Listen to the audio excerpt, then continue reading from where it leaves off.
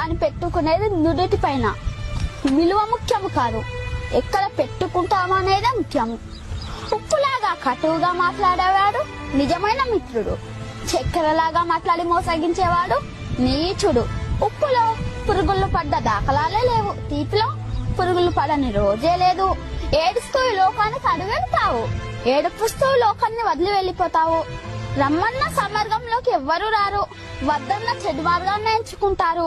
పాలు అమ్మేవాడు ఇల్లు తిరగాలి, సారాయి అమ్మేవాడి దగ్గరికే అందరూ వెళ్తారు. పాలల్లో నీళ్లు కలిపినావా అని అడుగుతారు, ఖరీదైన సారాయిలో నీళ్లు కలుపుకొని తాకరు.